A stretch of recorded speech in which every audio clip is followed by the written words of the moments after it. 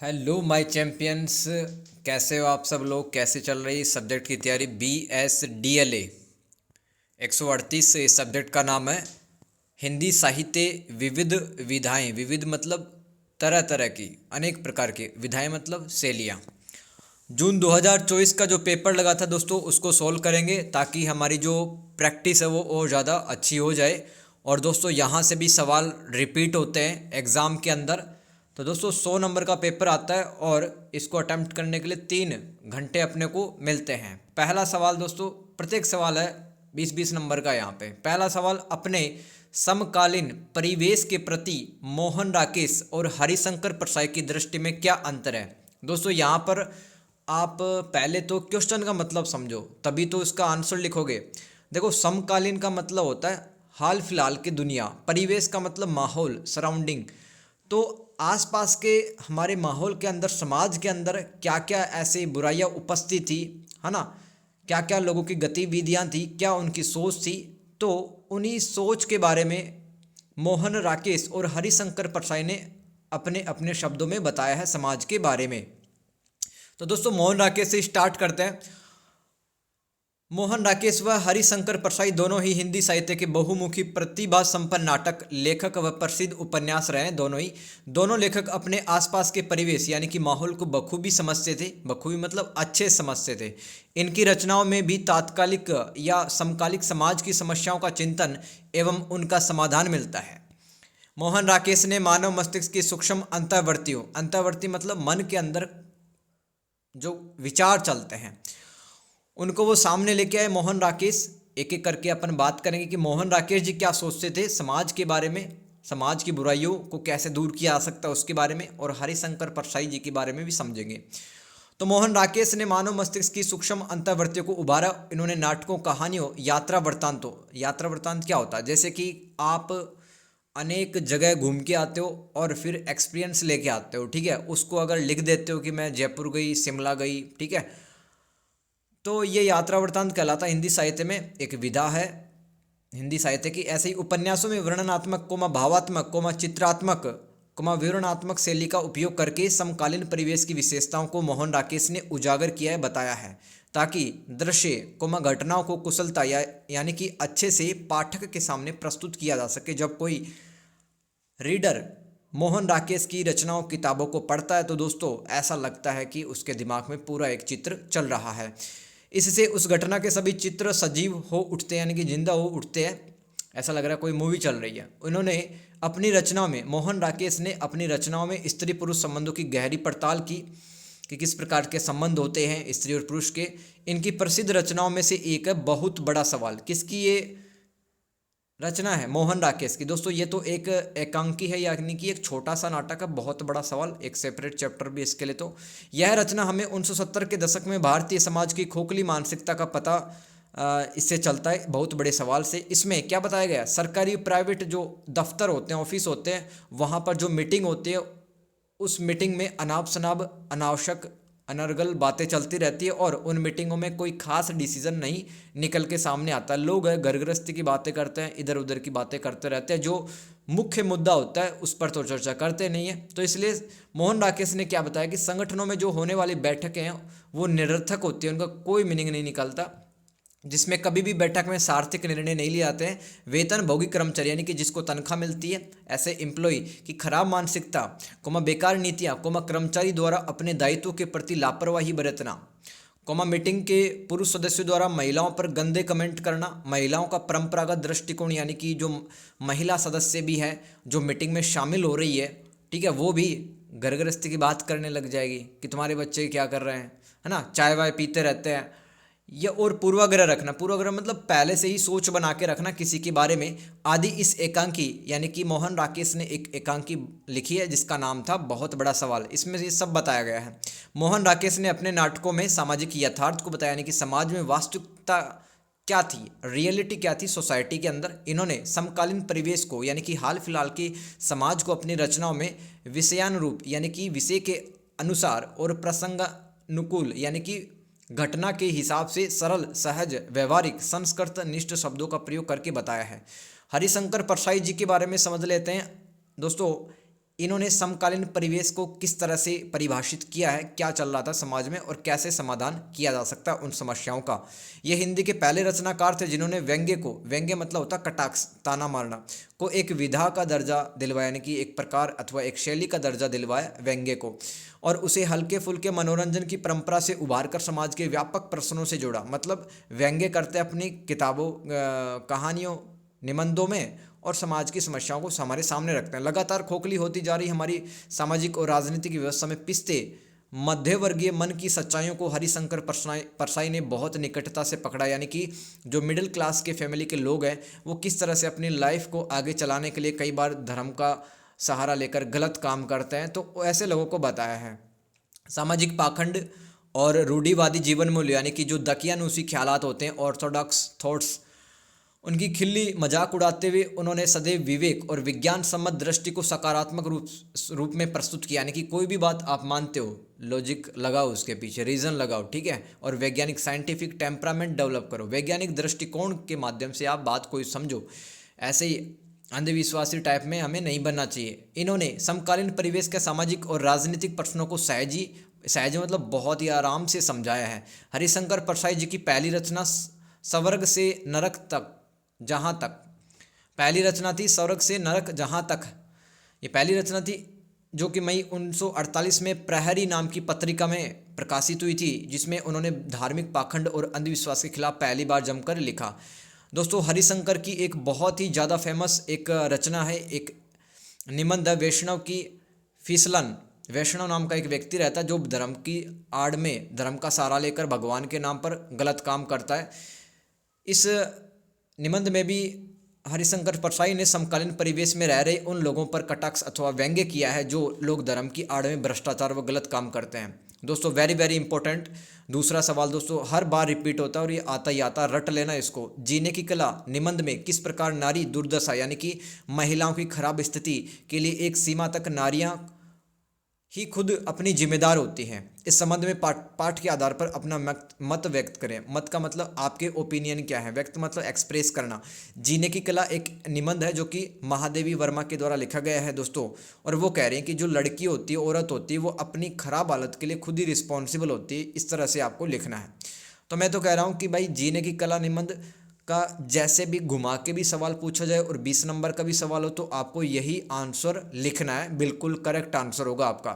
तो दोस्तों समझते हैं जीने की कला निबंध महादेवी वर्मा के द्वारा लिखा गया। इसमें इन्होंने नारी को केंद्र में रखकर उनकी समस्याएं तथा समाधान को तर्क संगत ढंग से यानी कि लॉजिक के साथ प्रस्तुत किया है। इस निबंध में लेखिका के सामाजिक चिंतन यानी कि समाज के रूप में समाज की चिंता करती हैं, वो व्यक्तिगत विचारों की प्रधानता है, प्रधानता यानी कि मुख्यता है।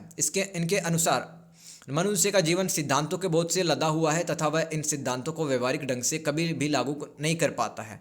मनुष्य सिर्फ शास्त्रों व धर्म ग्रंथों को जानवर की तरह ढोता रहता है। देखो महादेवी वर्मा क्या कह रही है जीने की कला निबंध में कि हमने धर्म की किताबें पढ़ी हैं और धर्म की किताबों में हमने अच्छाई भी पढ़ी है और हम जानते हैं कि सच बोलना चाहिए, किसी से लड़ाई झगड़ा नहीं करना चाहिए, पैसे है उनका सही उपयोग करना चाहिए, टाइम को बचाना चाहिए, अगर शोषण हो रहा है उसके खिलाफ आवाज़ उठानी चाहिए, ठीक है, घर वालों की सेवा करनी चाहिए, बड़ों का सम्मान करना चाहिए। ये सब अच्छी बात है, सबको पता है, लेकिन क्या हम इनको अप्लाई करते हैं रियल लाइफ में? नहीं करते ना।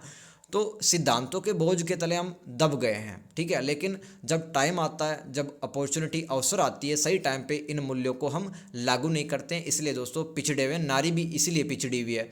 उचित अवसर आने पर वह इनका प्रयोग नहीं कर पाता। मनुष्य ने सत्य अहिंसा के गुण सीखे होते हैं लेकिन सही परिस्थिति व सही समय पर इन सिद्धांतों को अपने जीवन में लागू नहीं करता है, जिससे कि उसका जीवन दुखों से भर जाता है। महादेवी ने कहा कि नारी अपनी खराब हालत के लिए खुद ही रिस्पॉन्सिबल है। नारी अपने कार्य क्षेत्र में यानी कि जहाँ पे वो काम करते, चाहे घर हो चाहे कोई ऑफिस हो, वहाँ पर निष्क्रिय बनी हुई यानी कि एक्टिव नहीं रहती। अगर उसका कोई शोषण हो रहा है, कोई उससे मारपीट कर रहा है तो वो आवाज़ नहीं उठाती है। वह अपने सिद्धांतों को कंजूस की भांति बचा कर रखती है। इसी प्रकार से वह कभी भी अपने अच्छे गुणों को अपनाकर अपना जीवन श्रेष्ठ नहीं बना पाती। नारी भी दैवीय गुणों जैसे दोस्तों एक औरत के पास में है ना कुछ स्पेशल गुण होते हैं, कुछ स्पेशल कैरेक्टरिस्टिक भगवान ने, नेचर ने उसको दिया, जैसे कि त्याग, बलिदान, ममता, धैर्य यानी कि पैसेंस, समर्पण यानी कि कमिटमेंट, सहनशीलता, ठीक है, टॉलरेंस, पवित्रता, प्रेम, करुणा यानी कि सिंपैथी और आज्ञाकारिता, जैसे कि महिला है, औरत है, कहना जल्दी मान लेती है, ऐसे गुण भरे पड़े हैं महिला के अंदर। लेकिन उचित अवसर, सही समय पर वह इन गुणों को अपने लाइफ में प्रयोग नहीं करती है, जिसकी वजह से पितृसत्तात्मक समाज हमेशा ही नारी का शोषण करता रहा है। वह बचपन से ही संस्कारों सिद्धांतों के नीचे दबी रहती है, यहाँ मत जाना, वहाँ मत जाना, ठीक है। और स्त्री को सिखाया जाता है ऐसे कपड़े पहनने हैं, राइट। तो तरह तरह के सिद्धांत है, उनके नीचे दबी रहती है स्त्री, एक महिला, एक औरत, तथा वह स्वाभाविक रूप से जीवन जीने की कला है, जो आर्ट होती है, लाइफ जीने की भूल चुकी होती है। इससे नारी का जीवन जानवर की तरह हो जाता है। उदाहरण के तौर पर एक विधवा भारती का जीवन है, आप देख सकते हैं कितना दुख में होता है विधवा भारती का जीवन। ना तो शादियों में जा सकती है, ना अच्छे ड्रेस पहन सकती है, ना श्रृंगार कर सकती है। महादेव वर्मा के अनुसार एक औरत अपने उच्च आदर्शों के नीचे दबी कुचली रहती है। वह अपनी बदतर खराब हालत के लिए खुद ही जिम्मेदार होती है। वह समाज की उम्मीदों व धर्म के सिद्धांतों के नीचे दबी रहती है। भाई समाज की उम्मीदों पे भी खरा उतरना, उसे धर्म के सिद्धांतों के नीचे भी वो दबी रहती है। एक शराबी, जैसे कि एग्जाम्पल समझो, एक शराबी व दुराचारी पति का शोषण वह संस्कारों के नाम पर झेलती रहती है। यह सब सहन करने के बाद भी वह अपने पति को 7 जन्मों का साथी मानने को तैयार होती है। तो दोस्तों, मान लो किसी एक लड़की की शादी एक दारू पीने वाले लड़के के साथ में हो जाए, ठीक है, और वो लड़का उसके साथ मारपीट करता है, उसके साथ दुर्व्यवहार करता है, ठीक है, गाली गलौज करता, अच्छे से बात नहीं करता, सपोर्ट नहीं करता, केयर नहीं करता। तो दोस्तों तब भी जो लड़की है शादी के बाद में उस लड़के को 7 जन्मों के लिए अपना पति है वो मानती है, ठीक है, क्योंकि वो संस्कारों के नीचे दबी हुई रहती है। और मायके वाले भी कहते हैं उसे कि बेटा अब तो तेरा ससुराल ही है, जो भी कुछ है तेरा वहीं पे है, हमारा तो फ़र्ज पूरा हो गया। तो इस तरह से वो सब सहन करती है ससुराल में जो भी उसके साथ होता है अत्याचार। तो यह सब सहन करने के बाद भी वह अपने पति को 7 जन्मों का साथी मानने को तैयार होती है। नारी अपनी इच्छा कभी एक्सप्रेस जाहिर नहीं कर पाती, चाहे शादी विवाह की बात हो तब भी नहीं बता पाती है कि मेरी इच्छा क्या है, क्या मैं इससे शादी करना चाहती हूँ या नहीं करना चाहती। इससे उनकी स्वतंत्रता छिनती है तथा नारी के पास अधिकारों की कमी हो जाती है। दास्ता झेलकर, दास्ता मतलब गुलामी भी झेलकर अपना संपूर्ण जीवन पति पर वो कुर्बान कर देती है। एक महिला, एक औरत, एक समय पर उसे इस दास्ता यानी कि इस गुलामी में भी सुख आने लगता है और अपने दायित्वहीन पुत्र व अत्याचारी पति के शोषण के बाद ही वह पुत्र की कामना करती है, जैसे कि उसका बेटा नालायक है ना, निकम्मा टाइप का है, कहना नहीं मानता, लेकिन फिर भी वो चाहती है कि मेरे तो बेटा ही हो, राइट। तो नारी है वो अपने खराब हालत के लिए खुद ही रिस्पॉन्सिबल। बार बार सवाल आता है दोस्तों, एक अच्छा सवाल था 20 नंबर का, क्वेश्चन नंबर 3, कीर्ति भनीति भूति भल सोई सुर सरी सम सब कहूँ हित होई। दोस्तों इन पंक्तियों का आपको मतलब बताना है। तो सबसे पहले तो संदर्भ लिख दो। इन उपरोक्त पंक्तियाँ जो हैं गोस्वामी तुलसीदास जी के द्वारा लिखी गई है और उन्होंने ग्रंथ लिखा था, भारत का महाकाव्य भी है रामचरितमानस, जिसमें भगवान राम के बारे में बताया गया है। और रामचरितमानस का भी एक अध्याय है, एक खंड है बाल कांड, ठीक है, उसमें बताया गया है ये लाइन, कीर्ति भनीति भूति भल सोई सुर सरी सम सब कहूँ हित होई। भावार्थ ऐसी मतलब क्या इन लाइनों का, तुलसीदास जी कहते हैं कि कीर्ति मतलब यश, रेपुटेशन, प्रतिष्ठा, कीर्ति कोमा कविता और संपत्ति यानी प्रॉपर्टी वही उत्तम अथवा श्रेष्ठ होती है जो देवताओं की पवित्र नदी गंगा जी की तरह सबका हित करने वाली होती है। तो दोस्तों तुलसीदास जी जो कवि हैं वो हमें कह रहे हैं इन पंक्तियों के माध्यम से कि देखो, कविता और संपत्ति और आपकी जो रेपुटेशन, आपकी जो इज्जत है तभी अच्छी मानी जाएगी जब आपकी इज्जत आपकी प्रॉपर्टी से, आपकी रेपुटेशन से किसी का भला हो रहा हो, ठीक है। जैसे कि जो गंगा नदी है वो सबका भला करती है, ठीक है, गंगा नदी को अपन माई मानते हैं, ठीक है, सबका भला करती है, पालन पोषण करती है गंगा जी।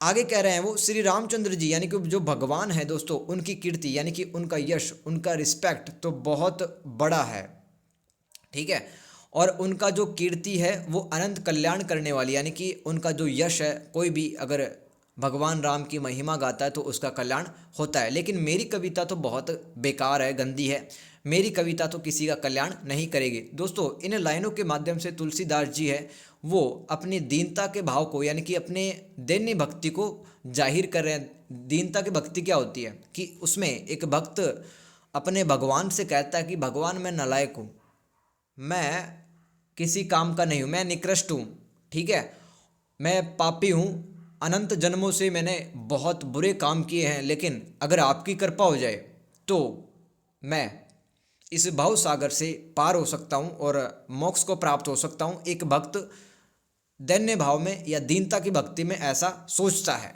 ठीक है, कि मैंने बहुत बुरे कर्म किए हैं और अभी भी मैं आपकी भक्ति के लायक नहीं हूँ, मैं आपकी दासता को स्वीकार करता हूँ, मैं आपका दास हूँ, गुलाम हूँ, आपकी कृपा होगी तो मैं जरूर है मेरा कल्याण हो जाएगा। तो गोस्वामी तुलसीदास जी यहाँ असामंजस्य की स्थिति में यानी कि द्वंद्व की स्थिति में है। वो ये चिंता कर रहे हैं कि भाई जो उनकी कविता है वो तो अच्छी नहीं है, भद्दी है, लेकिन जो श्री रामचंद्र जी की जो कीर्ति है तो वो बड़ी सुंदर है और दोस्तों उनकी कविता इतनी अच्छी नहीं है कि वो सबका कल्याण कर सके। तो विशेष क्या लिख सकते हो, गोस्वामी तुलसीदास जी ने अपनी यहाँ पर दीनता या दैन्य भाव को प्रकट किया इन पंक्तियों में। चौपाई छंद का बहुत अच्छा प्रयोग कवि ने किया है। चौपाई क्या है, छंदों का एक टाइप होता है दोस्तों। आगे क्वेश्चन नंबर 4, डायरी और पत्र में क्या समानताएं और क्या असमानताएं, उदाहरण चर्चा करें, यानी कि उदाहरण के साथ में आपको डिस्कस करना है। 20 नंबर का एक सवाल है दोस्तों। सबसे पहले तो डायरी को आप समझा दो और फिर पत्र को समझा दो, फिर थोड़ी बहुत पॉइंट लिख देना क्या सिमिलरिटी है और क्या डिसिमिलरिटी है ना। डायरी क्या होती है, हिंदी साहित्य की महत्वपूर्ण विधा अथवा प्रकार है। इसमें लेखक आत्म साक्षात्कार करता है, यानी कि खुद से ही बातें करता है, खुद का वो अवलोकन ऑब्जर्व करता है कि मेरे अंदर क्या कमियां है, मेरे जीवन के अंदर क्या चल रहा है, कहाँ पर गया, किससे क्या मिला। वह अपने आप से संप्रेषण की स्थिति में होता है, यानी कि अपने से ही बातचीत कर रहा होता है लेखक डायरी में। वह स्वयं ही लेखक होता है और स्वयं ही पाठक होता है। मतलब डायरी जैसे आप लिखते हो तो आप खुद ही तो उसके लेखक हो, खुद ही उसके रीडर हो। इसे लेखक स्वयं ही लिखता डायरी को। इसमें वह अपने नितांत निजी अनुभव लिखता है। नितांत का मतलब बहुत ही ज़्यादा प्राइवेट जो एक्सपीरियंस होते हैं वो लिखता है। जैसे कि मैं एक दिल्ली शहर में गया, वहाँ पर मुझे अकेलापन महसूस हुआ, मैंने कुछ दिन जॉब की, मेरे कुछ दोस्त बने, ये सब नितांत निजी अनुभव होते हैं। उदाहरण से दोस्तों डायरी बहुत ही फेमस डायरी है हिंदी साहित्य में, मोहन राकेश की डायरी। तो डायरी कोई भी लिख सकता है। डायरी में लेखक अपने प्रत्येक दिन की घटनाओं को लिखता है। डायरी लेखक प्रकाशन के उद्देश्य से नहीं लिखता। डायरी में लेखक दूसरों के बारे में, अपने जीवन के अनुभवों घटनाओं के बारे में पूरी निर्भीकता यानी कि बिना किसी डर के साथ और ईमानदारी के साथ लिखता। जैसे मोहन राकेश ने अपनी डायरी में जालंधर, दिल्ली, शिमला के निजी अनुभवों को लिखा। यहाँ पे गए थे मोहन राकेश जी, कुछ दिन बिताए थे, तो इसमें उन्होंने शहरी जीवन के अकेलेपन व उदासी को बताया, क्योंकि शहर में तो कोई बोलता ही नहीं किसी से। मेट्रो में देख लो, लिफ्ट में आप देख लो, सब लोग मोबाइल चलाए रखते हैं, ईयरफोन ठूसे रहते हैं, कोई बोलता है क्या? यह शहर की संस्कृति की विशेषता है, राइट। तो इसमें कोई भी गांव वाला तो अकेलापन ही महसूस करेगा, सीधी सी बात। तो डायरी लेखन में लेखक खुद ही तय करता है कि उसे कौन सी बातें लिखनी है और कौन सी बातें नहीं लिखनी है। डायरी में घटना व अनुभवों के पीछे सच को भी बताने की कोशिश करता है लेखक। डायरी में शिल्प नज़र नहीं आता। शिल्प का मतलब यहाँ पे कोई बहुत आपको सुंदर भाषा नहीं मिलेगी, अलंकार नहीं मिलेंगे यहाँ पे, है ना, कोई भाषा की बनावट नहीं नजर आएगी। लेखक अपने मन माने ढंग से भी लिख सकता है यहाँ पे। तो ये डायरी की विशेषता है। डायरी अलग से भी 5 नंबर का सवाल आ सकता है। पत्र देखो क्या होता है, पत्र भी लिखित संप्रेषण का माध्यम होता है। संप्रेषण यानी कि अगर हम किसी बात को बहुत अच्छे से समझा पाते हैं दूसरे को, संप्रेषण क्रिया कहलाती है। तो पत्र से भी हम दूसरों को बातें समझाते हैं अपनी। यदि कोई व्यक्ति हमसे दूर है और हमें उसे कुछ बात बतानी है, कोई भी प्राइवेट बात हो सकती है या पब्लिकली कोई बात हो सकती है, तो पत्र लिखते हैं। पत्र में औपचारिकता व अनौपचारिकता आ सकती है। जैसे मुक्तिबोध, ये एक कवि का नाम है, लेखक का नाम है। मुक्तिबोध के पत्रों में मित्रता का व्यवहार झलकता है और मुक्तिबोध के जो पत्र है वो अनौपचारिक थे। अपने पत्र 2 प्रकार के होते हैं ना, एक तो ऑफिशियल, एक नॉट ऑफिशियल। ऑफिशियल में आप प्रिंसिपल को, आप टीचर को लिखते हो और अनौपचारिक में आप अपने दोस्तों को लिखते हो। तो मुक्तिबोध के जो पत्र वो अनौपचारिक थे। पत्र में 2 व्यक्ति संवाद की स्थिति में होते हैं, यानी कि बातचीत कर रहे होते हैं। संवाद यानी कि कम्युनिकेशन। वे दोनों ही अपने बिताए हुए निजी क्षणों अथवा निजी पलों का वर्णन करते हैं। मुक्तिबोध के पत्रों में मुक्तिबोध ने अपने दोस्त नेमिचंद्र जैन को पत्र लिखे थे और अपने निजी व सार्वजनिक जीवन का उल्लेख किया था कि भाई मैं तो कविता लिख रहा हूँ आजकल और मेरी पत्नी से बनती नहीं है, इसलिए मैं कविता लिखता रहता हूँ। तो अपने बहुत सारे मोमेंट है वो शेयर किए थे नेमिचंद्र जैन के साथ में। पत्र में दोनों व्यक्ति आत्मा व्यक्ति यानी कि खुद की जो आत्मा की अभिव्यक्ति होती है, अपने जो खुद के विचार होते हैं, पत्र में 2 व्यक्ति सहजता आराम के साथ में शेयर कर पाते हैं एक दूसरे से खुद के विचार। पत्र में तात्कालिकता का गुण मिलता है। जैसे कि मान लो आपने सेकेंड ईयर में एडमिशन लिया, राइट, तो आप बता दो अपने दोस्त को कि भाई हाल ही फिलहाल तो मैंने सेकेंड ईयर के अंदर एडमिशन लिया, सब कुछ अच्छा चल रहा है, पढ़ाई अच्छी चल रही है। तो तात्कालिकता का मतलब तो तुरंत हाल फिलहाल आपकी ज़िंदगी में क्या हो रहा है वो पत्र में बताया जाता है। अर्थात एक व्यक्ति अपने जीवन के हाल ही की घटना का जिक्र करता है। पत्रों की भाषा शैली सहज होती है, सहज यानी कि आराम से पढ़ सकता है कोई भी। डायरी और पत्र में अंतर देख लो और कुछ समानता असमानता देख लो। डायरी दिन बीत जाने के बाद लिखी जाती है कि आपका दिन कैसे बीता, कहाँ गए, आपने क्या महसूस किया, क्या देखा, क्या सुना। जबकि पत्र जब इच्छा हुई तभी लिख दिया जाता है। डायरी का लेखक ही स्वयं पाठक होता है और खुद ही लेखक होता है। डायरी को लिखने वाला खुद ही लेखक होता है, खुद ही उसको पढ़ता है। जबकि पत्र में एक लेखक व एक पाठक होता है। पत्र की भाषा संयमित वह मर्यादित होती है, जबकि डायरी में लेखक क्रोध के स्वर भी लिख सकता है। समझ में आ रहा है यहाँ तक? तो पत्र की जो भाषा वो लिमिटेड होती है दोस्तों, और हम बहुत ही ध्यान से लिखते हैं पत्र, सामने वाले को बुरा ना लग जाए। लेकिन डायरी के अंदर तो हम खुद ही लिख रहे हैं, खुद ही पढ़ रहे हैं, तो कुछ भी लिख सकते हैं उसमें, है ना। क्वेश्चन नंबर 5, एकलव्य के नोट्स रिपोर्टाज लेखन में रेणु की विशेषताओं की साधारण चर्चा करें। दोस्तों ये सवाल लोग अटेम्प्ट करके नहीं आते, जिसकी वजह से कम नंबर मिलता है। लेकिन आप ये answer auto same to same यही लिख के आ जाना, और ये सवाल रिपीट होगा ऐसा मुझे लग रहा है, ठीक है, बार बार आता है। एकलव्य के नोट्स रिपोर्टाज। दोस्तों रिपोर्टाज क्या होता है? जब आप किसी घटना को क्रमवार तरीके से बताते हो, ठीक है। जैसे कि मान लो आपको किसी गांव के बारे में बताना कि इस गांव की इतनी जनसंख्या है, इतने लोग हैं, इतने पुरुष हैं, इतनी महिला हैं, यहाँ पर इतने पढ़े लिखे हैं, यहाँ के रीति रिवाज ऐसे हैं। जब किसी घटना को आप क्रमबद्ध तरीके से ऑर्डर के रूप में आप बताते हो तो रिपोर्टाज लेखन कहलाता है। हिंदी साहित्य की एक विधा है। तो दोस्तों एकलव्य के नोट्स है वो किसने लिखे? वो फणीश्वर नाथ रेणु नाम की एक लेखक ने लिखे हैं। और दोस्तों अब पढ़ते हैं इसका आंसर। एकलव्य के नोट्स नामक रिपोर्टाज में लेखक फणीश्वर नाथ रेणु ने एक विशेष घटना को अपनी मानसिक छवि में ढालते हुए प्रस्तुत किया है। तो यहाँ पर फणीश्वर नाथ रेणु की जो रिपोर्टाज लेखन की विशेषता है वो आपको बतानी है कि अपने रिपोर्टाज में क्या लिखते थे, और एकलव्य के नोट्स को ध्यान में रखकर ये सब बताना है। तो अपने दिमाग के अंदर क्या चल रहा था वही सब लिखा है फणीश्वर नाथ रेणु जी ने। एकलव्य के नोट्स रेणु जी ने परिकथा रचना से लिए हैं। दोस्तों एक रचना थी, एक लेख था, परिकथा, वहाँ से एकलव्य का नोट्स बनाया है। समझ में आ गया? परिकथा में आप ये समझो कि बहुत सारे रिपोर्टाज, कहानियाँ, नाटक वगैरह थे, तो वहाँ से एक छोटा सा अंश ले लिया और वो कहलाया एकलव्य के नोट्स, जिसमें लेखक ने गांव की समाजशास्त्रीय स्थिति का सूक्ष्म ब्यौरा पेश किया है। समाजशास्त्रीय स्थिति मतलब यहाँ के लोग कितने, जनसंख्या कितनी है, आज़ादी के बाद गांव में किस तरह के बदलाव आ रहे थे वो बताया है। वे कितने सार्थक थे, वो बदलाव थे, उनका क्या मीनिंग था। संबंधों के स्तर पर गांव किस स्थिति में पहुंच गए हैं, जैसे कि बाप और बेटे, इनके संबंध ही बदल गए। भाई बेटा है वो बाप का कहना मानता, लेकिन यहाँ गांव ऐसा हो गया अब कि बाप और बेटे के बीच में कोई ट्रस्ट नहीं रहा। बेटा है वो बाप का कहना नहीं मानता, और उसकी आत्मा किस तरह तिल तिल कर मर रही है। एक गांव की जो आत्मा है वो मर रही है। गांव में तो एक दूसरे को हेल्प करते हैं, राइट, लेकिन आजकल गांव के अंदर भी तो देखो आप, सब पैसे जोड़ने में लगे हुए, कोई किसी से बात करना पसंद नहीं करता। तो गांव शहर की तरफ बढ़ रहे हैं धीरे धीरे। ऐसे अनेक बिंदुओं और प्रश्नों को लेखक ने इस रिपोर्टाज में बताने का प्रयास किया है। गांव के विद्यालय की खस्ता हालत को समूचे ग्रामीण समाज की ढहती चरमराती स्थिति के रूप में समझा जा सकता है। देखो फणीश्वर नाथ रेणु ने बिहार के एक जिला है, डिस्ट्रिक्ट है, पूर्णिया नाम है उसका, और उसका एक गांव है परानपुर।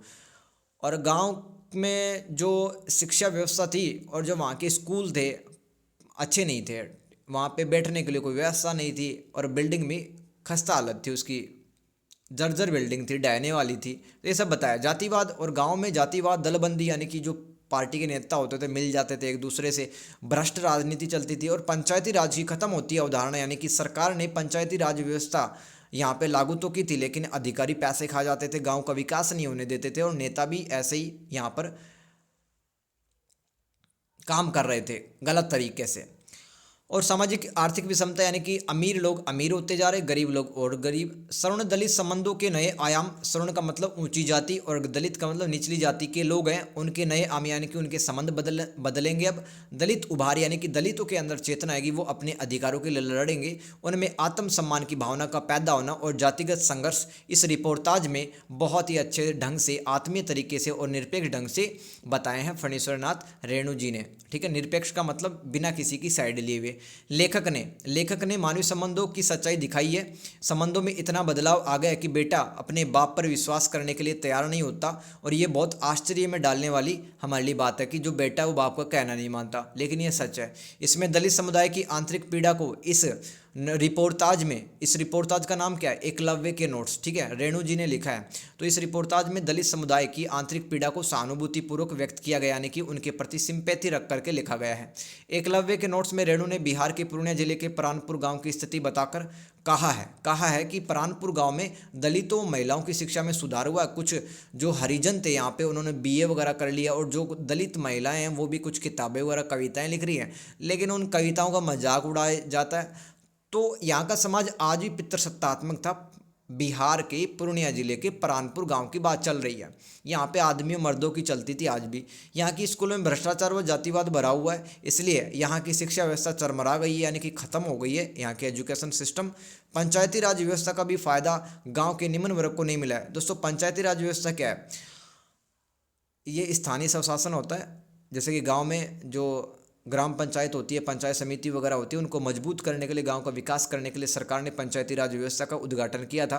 लेकिन इस गांव को तो कोई फ़ायदा नहीं मिला, क्योंकि यहाँ पे जो बड़े किसान और माफिया जो रहते हैं, बड़े ताकतवर लोग जिनके पास बाहुबल धन बल रहता है ना, उस इलाके में चलती उनकी सेठ साहूकारों ने अपनी जेबें भर ली यहाँ पर और पैसे कमाए खूब। धनी किसान सभी पुलिस के अधिकारी, जो बड़े किसान थे, पैसा जिनके पास में था, वो पुलिस के अधिकारियों व नेताओं की चापलूसी करते थे ताकि उनको खुश किया जा सके और उनके हित पूरे हो सके धनी किसानों के। रेणु ने कहा कि अब इस गांव के दलितों में अपने शोषण के विरुद्ध आवाज़ उठाने की चेतना जगी है।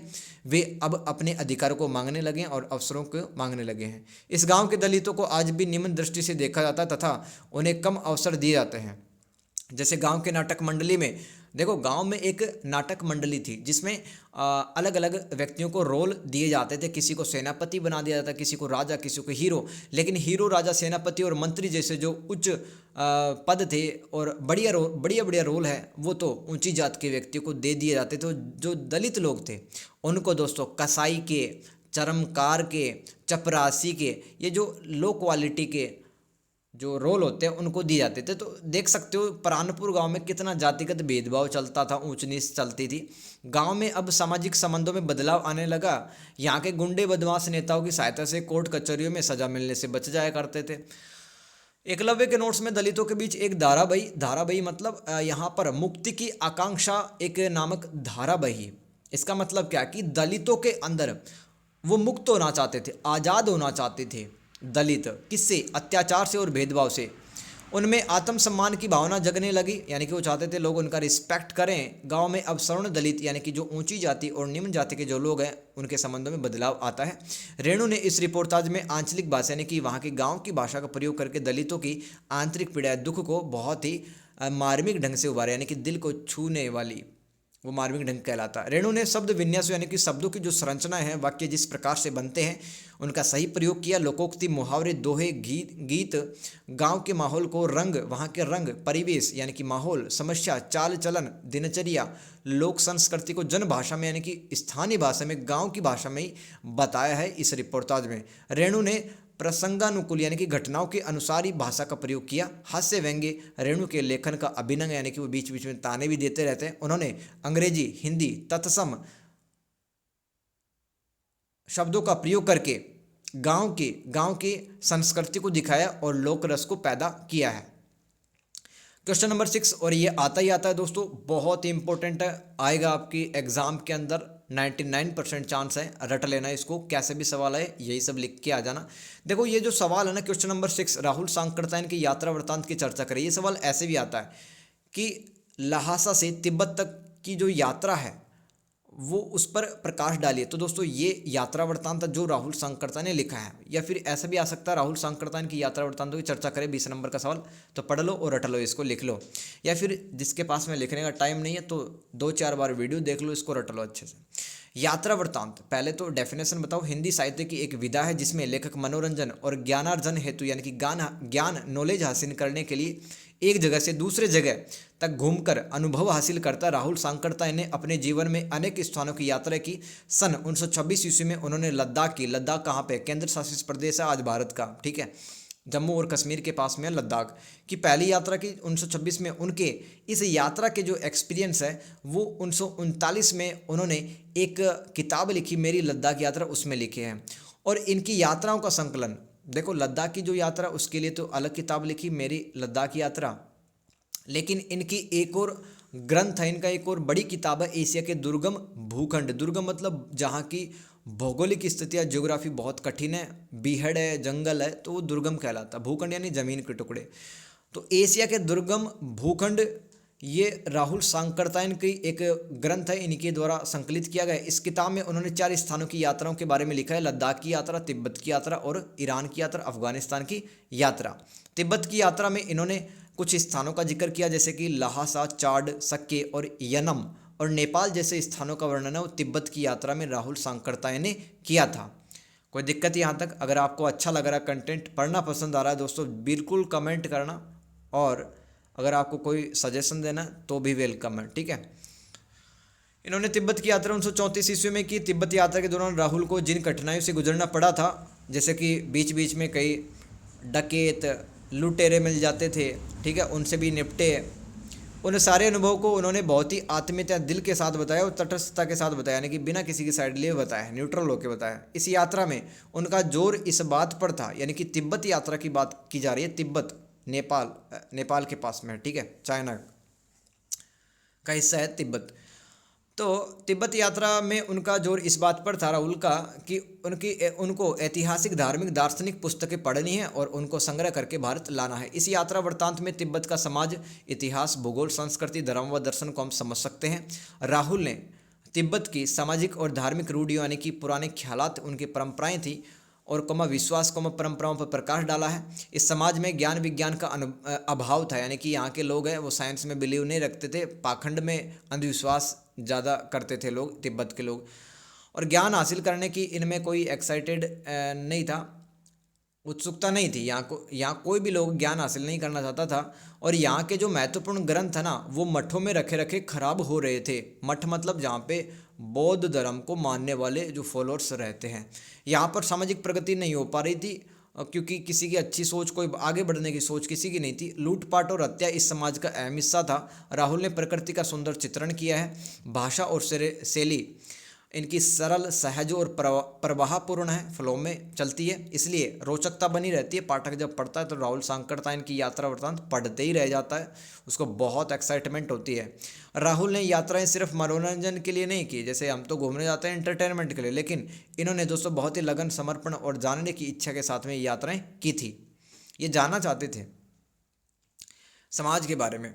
इनकी यात्रा वृत्तांतों में वहाँ की मुश्किल भौगोलिक परिस्थितियों, चोर, लुटेरों, बीहड़ों का भी जिक्र मिलता है। बीहड़ मतलब बहुत सुनसान जमीन। यहाँ के रीति रिवाज, वेशभूषा सरल सहज भाषा में राहुल ने बताए हैं। हिंदी भाषा के अलावा उन्होंने अंग्रेजी, फारसी, अरबी, तिब्बती, रूसी, फ्रेंच यानी कि फ्रांस की भाषा, चीनी भाषा का इस्तेमाल करके उन्होंने अपने यात्रा वृत्तांत को संप्रेषणीय व समृद्ध बनाया है। अतः हमें ऐतिहासिक, वैज्ञानिक, मानवीय दृष्टिकोण ये राहुल सांकरतायन की यात्रा वृत्तांतों में मिलता है। ये सवाल खत्म होगा, रट लेना। एक और सवाल आता है, ये भी आप छोड़ के आते हो क्योंकि समझ में नहीं आता है, ठीक है, जब किताब से पढ़ते हैं, लेकिन मैं आपको रटवाता हूँ और अच्छे से रट लेना इसको। ये सवाल रिपीट होता है। निराला की साहित्य साधना का प्रतिपाद्य लिखते हुए उसके शिल्प पक्ष की विवेचना करें। दोस्तों प्रतिपाद्य होता है उद्देश्य, लेखक हमें क्या समझाना चाहता है। तो यहाँ पर निराला की साहित्य साधना, दोस्तों ये एक जीवनी है, ये एक बायोग्राफी है। जीवनी मतलब जब हम दूसरों की लाइफ पर लिखते हैं ना, वो जीवनी कहलाती है। तो निराला की साहित्य साधना एक जीवनी है। और इस जीवनी को किसने लिखा है? रामविलास शर्मा ने। जैसे कि आप अपने दोस्त की जीवनी लिखते हो, आप ही खुद लेखक होते हो ना उसके, वैसे ही रामविलास शर्मा ने, जो कवि थे, बहुत महान कवि सूर्यकांत त्रिपाठी निराला, उनकी एक जीवनी लिखी है। तो उसके शिल्प पक्ष को बताना है, यानी कि भाषा को बताना है आपको, किस तरह की भाषा वगैरह यूज की गई है इसमें, ये सब आता है शिल्प पक्ष में। देखो शिल्प पक्ष में आप प्रतिपाद्य लिख सकते हो और भाषा लिख सकते हो, तो एक एक करके देखते हैं। साहित्य साधना, निराला की साहित्य साधना सूर्यकांत त्रिपाठी निराला की जीवनी का एक अंश, एक हिस्सा है। इस जीवनी के लेखक रामविलास शर्मा है। इसमें रामविलास शर्मा ने निराला जी के उन महत्वपूर्ण घटनाओं को लिखा है जिसमें किस तरह एक गांव का युवा, दोस्तों ये निराला जी है ना, इनका बचपन का नाम था सूर्य कुमार और गांव के एक लड़के थे, साधारण लड़के, ठीक है, घर भी कच्चा था, लेकिन दोस्तों क्या इनकी प्रोग्रेस हुई और क्या ये बहुत तगड़े और महान कवि बन गए। आगे चलकर निराला कहला हिंदी साहित्य में बहुत ही महत्वपूर्ण स्थान है निराला जी का। तो क्या इनके जीवन में ऐसा कुछ हुआ, पढ़ते हैं। प्रतिपाद्य क्या है इस जीवनी का, ठीक है। इस जीवनी की शुरुआत एक गडाकोला, ये एक गांव का नाम, इस क्षेत्र का नाम रहता है जो कि अवध के इलाके में आता है। तो गडाकोला एक गांव का ही इलाका होता है जहाँ पर सूर्य कुमार, जो निराला जी का बचपन का नाम था, वो रहते थे। उनका यहाँ पर कच्चा घर था, गांव के जमींदारों के पास पक्के घर थे। इस गांव में छुआछूत आम बात थी, यानी कि जो गरीब लोग थे, निचली जात के लोग थे, उनके साथ में खाना खाना पसंद नहीं करते थे, ठीक है, ये सब छुआछूत कहलाता है, ठीक है, दूर से इनको खाना देना। निराला को यहाँ भेदभाव का सामना करना पड़ता था। निराला जब जवानी में थे, यानी कि अपनी यौन अवस्था में थे, तब दोस्तों बहुत ही शानदार पर्सनैलिटी थी, कद काठी उन और शरीर हष्ट पुष्ट था। उनका पढ़ाई में उनका बहुत कम मन लगता था, ठीक है, गणित वगैरह में। और जैसे कि सामाजिक ज्ञान का, विज्ञान का अगर कोई पेपर हो ना, तो उसके अंदर भी कविताएँ, कहानियाँ वगैरह लिख के आ जाते थे वो तुलसीदास जी की। ये चल रहा था उनके बचपन में निराला जी के। तो वे अपने शरीर को सजाने और संवारने में अधिक समय बिताते थे, क्योंकि पढ़ाई लिखाई में तो मन लगता नहीं था। आगे चलते क्या इनकी लाइफ में होता है। सूर्य कुमार, जो इनका निराला जी का बचपन का नाम था, इनकी साहित्यिक सांस्कृतिक क्षेत्र में जब इंटरेस्ट बढ़ा, जब उन्होंने एक बंगला नाटक में तरुबाला एक बंगला नाटक था, उसमें एक किरदार निभाया। और दोस्तों थिएटर में उपस्थित सभी ने निराला जी की एक्टिंग की तारीफ की कि भाई क्या तगड़ी एक्टिंग की आपने। सूर्य कुमार को, यानी कि निराला जी को ब्रज भाषा कहाँ बोली जाती है, आगरा, मथुरा, वृंदावन, भरतपुर, यहाँ पे ब्रज भाषा बोली जाती है। तो ये इस भाषा को अच्छे से जानते थे सूर्य कुमार। और इनके फेवरेट कवि थे पद्माकर इनके फेवरेट कवि थे। तुलसीदास जी को ये अच्छे से जानते थे। साहित्य व संगीत में अब इनकी रुचि बनने लगी। वे बांग्ला भाषा से अधिक हिंदी भाषा को जानते थे। ससुराल में कैसा जीवन रहा, देखो ससुराल में तथा अपनी पत्नी के साथ इनकी काफ़ी बहस लड़ाइयाँ होती थी, अनेक मुद्दों पर इन तनाव रहता था। लेकिन जब कोई तुलसीदास जी के भजन उनको कोई सुनाता था तो डूब जाते थे, बड़ा खुश होते थे, ठीक है। तो रामविलास शर्मा ने निराला जी के बचपन, उनके मानसिक विकास तथा कवि बनने की कहानी को सरल सहज रूप से समझाए इसमें, यानी कि निराला की साहित्य साधना एक जीवनी है। इसमें उन्होंने निराला के दाम्पत्य जीवन, यानी कि शादी के बाद में जो लाइफ होती है, मैरिड लाइफ, वो बताया, विवाह को और आदि को मार्मिक ढंग से बहुत अच्छे से समझाया गया। इसमें निराला के पिताजी का नाम था पंडित राम सहाय तिवारी। वो छोटी छोटी बात पे गुस्सा हो जाते थे, रूठ जाते थे, वो भी बताया है। कोमा सामाजिक बुराइयां, जातिगत अभिमान यानी कि घमंड, कुछ ऊंची जात के लोगों को घमंड था अपनी जाति पे, तो वो सब भी बहुत अच्छे से बताया रामविलास शर्मा ने, है ना, निराला जी की जीवनी में, जिसका नाम था निराला की साहित्य साधना। आ गया बेटा जी समझ में, बहुत बढ़िया, क्या बात है। सवाल आता नहीं है वैसे समझ में, किताब से है। आगे चलो, शिल्प देख लो। रामविलास शर्मा ने इस जीवनी में सरल, सहज, संप्रेषण और प्रभावशाली भाषा का प्रयोग किया। देखो शिल्प में आप क्या बताते हो हमेशा कि लैंग्वेज किस तरह से यूज की गई, वो इससे बताते हो। शिल्प यही होता है, बनावट, क्राफ्ट, ठीक है।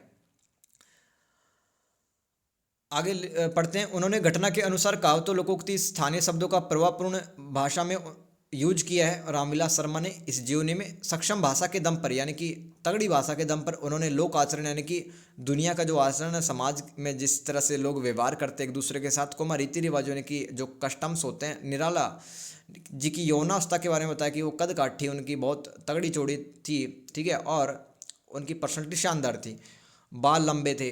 अवध और बंगाल की प्राकृतिक विशेषताओं को बखूबी रूप से वर्णन किया, बाग बगीचों का अवध और बंगाल के, ठीक है, ये सब बताया है। भाषा की सहजता और विश्वसनीयता का प्रयोग करके इन्होंने पात्रों के मध्य संवाद स्थापित करवाया। निराला की सादगी व सहजता तथा इनके जीवन के बारे में रामविलास शर्मा जी ने तटस्थ होकर बताया, यानी कि बिना किसी भेदभाव के। दोस्तों ये सवाल भी बार बार आता है, ये भी समझ में नहीं आता, लोगों को छोड़ के आ जाते हैं, लेकिन चलो रटो, ठीक है, यहाँ पे रटो और समझो। क्वेश्चन नंबर 8, संस्मरण लेखन के आधार पर सुभद्रा कुमारी चौहान की शैलीगत विशेषताओं की विवेचना करें। 20 नंबर का सवाल है दोस्तों। लिखना क्या वो तो समझ लो सबसे पहले, ये ऐसे ही लिख दोगे।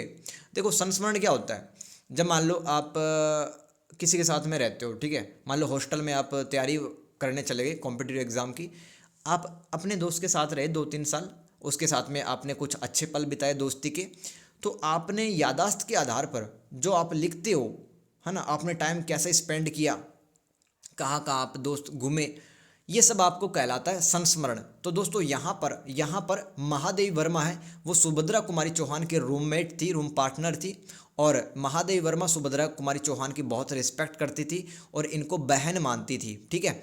तो महादेवी वर्मा ने एक संस्मरण लिखा है और उस संस्मरण ने सुभद्रा कुमारी चौहान की पूरी लाइफ के बारे में बताया, उनकी रचनाओं में के बारे में बताया कैसी थी सुभद्रा कुमारी चौहान, तो वही लिखा है। तो देखो संस्मरण का नाम क्या था जो महादेवी वर्मा ने लिखा है, इस महादेवी वर्मा ने पथ के साथी नाम से एक संस्मरण लिखा है। तो महादेवी वर्मा ने हिंदी कवियत्री यानी कि फीमेल पोइटेस सुभद्रा कुमारी चौहान के बारे में एक संस्मरण लिखा जिसका नाम था पथ के साथी। अब आ गया समझ में क्या लिखना है। तो दोस्तों ये जो संस्मरण लिखा है पथ के साथी, इसकी शैलीगत विशेषताओं के बारे में बताना है कि भाषा कैसी है, ठीक है, ये सब आपको बताना है, क्या अलंकार यूज किए गए हैं, ठीक है, भाषा सरल सहज प्रवाहपूर्ण है, बस यही सब लिखना है। समझ में आ रहा है। तो थोड़ा सा जिक्र कर दो, सबसे पहले इंट्रोडक्शन, भूमिका बना दो सवाल की। हिंदी साहित्य में संस्मरण एक महत्वपूर्ण विधा है। संस्मरण का मतलब है कि बीते हुए पलों को याद करना। जब हम किसी ऐसे व्यक्ति को याद करते जिसके साथ हमने अहम महत्वपूर्ण पलों को बिताया, पल यानी कि मोमेंट या समय, तथा जब हम इन पलों अथवा क्षणों को दूसरों के साथ बांटना चाहते हैं तो संस्मरण लिखते हैं। जैसे कि महादेवी वर्मा ने पथ का साथी क्यों लिखा, क्योंकि वो सुभद्रा कुमारी चौहान के साथ बिताए हुए पलों को दुनिया को बताना चाहती थी। महादेवी वर्मा ने सुभद्रा कुमारी चौहान के साथ जीवन का कुछ समय बिताया।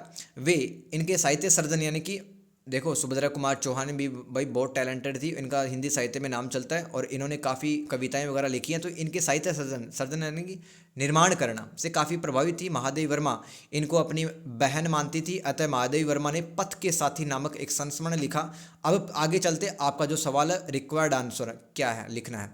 सुभद्रा कुमारी चौहान के बारे में लिखा गया संस्मरण की शैलीगत विशेषता यानी कि पथ के साथी की शैलीगत विशेषताएं आपको लिखनी है यहाँ पे। तो भाषा लिख दो इसके अंदर। इस संस्मरण की भाषा में संस्कृत तत्सम शब्द मिलते हैं, लेकिन भाषा फिर भी कठिन नहीं है। देखो जिस लेखन में संस्कृत के शब्द मिलते हैं, अलंकार मिलते हैं, तो समझना थोड़ा कठिन होता है ना, लेकिन जब पथ के साथ ही पढ़ोगे तो आपको ऐसा नहीं लगेगा। उपमा व रूपक, जब हम तुलना करते हैं दो चीज़ों के बीच में कि आप तो चांद जैसे, आपका जो चेहरा वो चांद जैसा है, तो हम वहाँ पे अलंकारों का यूज करते हैं जैसे कि उपमा और रूपक। इन अलंकारों का प्रयोग करके भाषा को संप्रेषणीय बनाया है महादेवी वर्मा ने। इसमें छायावाद का सफल प्रयोग किया। देखो छायावाद क्या होता है हिंदी साहित्य में, जहाँ पर प्रकृति और नारी की सुंदरता का चित्रण किया जाता है, ठीक है, वो छायावाद कहलाता है। ऐसे कवि छायावादी कहलाते हैं। संप्रेषण हेतु वह सुभद्रा कुमारी चौहान की शारीरिक विशेषताओं को बताने के लिए कि उनकी पर्सनैलिटी कैसी थी, उन्होंने संस्कृत के शब्दों का प्रयोग किया है। उन्होंने प्रसंग यानी कि घटनाओं के अनुसारी शब्दों का चयन किया। उनकी भाषा सरल सहज प्रभावपूर्ण तथा प्रभावशाली है। तो लिख ही देना, जब आपको 20 नंबर का कोई भी सवाल दिखे शिल्प लिखना है तो वहाँ पर भाषा ऐसे लिख देना कि भाषा सरल सहज प्रभावपूर्ण और प्रभावशाली है। ये लाइन तो छाप के आ जाना, रट लो, रिपीट कर देना, कोई दिक्कत नहीं है। इसलिए जब हम पथ के साथी संस्मरण पढ़ते हैं तो कठिनता का अनुभव नहीं करते हैं। शैली देखो, तो शिल्प में क्या क्या आता है, एक भाषा आती है, एक शैली आती है। शैली मतलब किस शैली में लिखा जा रहा है, क्या वर्णनात्मक है, क्या भावात्मक है, क्या इसमें आत्मीय शैली, तो लिखते हैं। पथ के साथी संस्मरण में महादेवी वर्मा ने आत्मीय शैली का सफल प्रयोग किया, जिसके कारण महादेवी वर्मा ने सुभद्रा कुमारी चौहान के साथ बिताए हुए जो पल थे, स्कूल कॉलेज और मित्रता के दिनों की यादें अच्छे से बताई है। महादेवी वर्मा ने सुभद्रा के अनेक रूपों, जैसे कि वो गृहिणी थी यानी कि घर को अच्छे से संभालती थी, शादी के बाद में मित्र भी थी, इनकी अच्छी माँ भी थी और एक अच्छी पत्नी भी थी। कौन, सुभद्रा कुमारी चौहान, ये बता रही है महादेवी वर्मा अपने संस्मरण पथ के साथी में। उनके जीवन के हर पहलू को बखूबी तरीके से बताया। महादेवी वर्मा ने सुभद्रा को मजबूत व्यक्तित्व बताते हुए कहा कि सुभद्रा कुमारी चौहान ने अपनी बेटी की शादी दूसरी जाति में करवा दी थी अपनी बेटी के कहने पर, जिसको अपन कहते हैं इंटरकास्ट मैरिज, अंतरजातीय विवाह। ठीक है, आज भी लोग दोस्तों नाक सिकोड़ते हैं इंटर कास्ट मैरिज पे, ठीक है। लेकिन जो सुभद्रा कुमारी चौहान थी दोस्तों, उन्होंने अपनी बेटी की शादी है वो करवाई दूसरी जाति के लड़के के साथ में। तथा इसके साथ ही सुभद्रा कुमारी चौहान ने अनेक सामाजिक बुराइयों का विरोध भी किया। महादेवी ने सुभद्रा के साथ बिताए हुए निजी क्षणों को बड़ी कृतज्ञ मतलब जब आप दूसरों का किया हुआ जो काम या एहसान मानते हो, कृतज्ञ कहलाती है, वह आत्मीयता के साथ बताया, यानी कि मेरी बड़ी बहन के समान थी, बहुत कुछ किया है सुभद्रा ने मेरे लिए। ये सब महादेवी वर्मा बता रही है पद के साथी में। तो महादेवी ने सुभद्रा के चरित्र को, यानी कि उनके कैरेक्टर को, उनकी पर्सनैलिटी को छोटे छोटे प्रसंग यानी कि घटनाओं के माध्यम से बताया है। रट गए यहाँ तक? वापस देख लो, वापस रट लो। कोई भी सवाल आए 20 नंबर का तो यही सब आप लिख के आ जाना, संस्मरण और आप ये सुभद्रा कुमारी चौहान ये सब शब्द देख लो तो ये लिख के आ जाना। आप आगे चलते हैं क्वेश्चन नंबर 9, लास्ट सवाल है दोस्तों, किन्हीं 2 पर टिप्पणी लिखनी है। तो मैं तो आपको पेपर सोल्व करवा रहा हूँ और हर बार की तरह मैं तो सारे ही सवाल अटैम्प्ट करूँगा, ताकि मान लो कोई भी रिपीट हो तो आप लिख सकते हैं। ठीक है डियर, चलो चलते हैं। हर एक सही सवाल के लिए आपको 10 नंबर मिलेंगे, 2 सवाल अटैम्प्ट करने तो 20 नंबर मिल जाएंगे यहाँ से। हल्कू के चारित्र की विशेषताएं बताएं। देखो हल्कू कौन था? हल्कू एक गरीब किसान था। उसकी पर्सनैलिटी कैसी थी, उसकी सोच कैसी थी, वो किस स्थिति में जी रहा था, ये कहलाता चारित्रिक विशेषता बताना। तो बता दो हल्कू कौन था और किस समाज में और कैसे रह रहा था, क्या सोच थी। तो पूस की कहानी जिसके लेखक मुंशी प्रेमचंद है, इसमें हल्कू नामक गरीब किसान केंद्रीय पात्र है, यानी कि मुख्य रूप से उसी के बारे में चर्चा की जाती है। जमीन से जितनी भी उपज होती थी, यानी कि फसल जितनी भी उपजाता था करता था वो, वह हल्कू का घर चलाने के लिए पर्याप्त नहीं होती थी। इसलिए वह सहना, जिसे महाजन कहते हैं, सेठ लोग से वह पैसा उधार लेता था, क्योंकि डेली लाइफ में पैसे तो चाहिए। तो फसल बेचकर वो जितना पैसा कमाता था वो सेना को दे देता था, क्योंकि हर बार उधार लेता था और वो सारा पैसा उसको वापस दे देता था, वापस उधार लेता था। तो इस तरह से वो डेब्ट ट्रैप यानी कि ऋण के जाल में फंस गया था।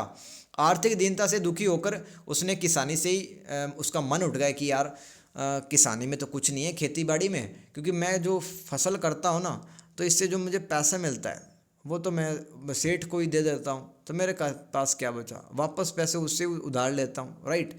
तो मेरा तो कुछ नहीं है भाई, खेती किसानी से दुखी रहता है। हल्कू समाज के उन सभी लोगों को जानता है जिसके पास सुख भोग के सभी साधन हैं, तथा जो अमीर लोग जो सुख भोगी हैं वे स्वयं तो मेहनत करते नहीं है, तथा जो गरीब किसान हैं उनका शोषण करते, जिस तरह से सेना यहाँ पे शोषण कर रहा था।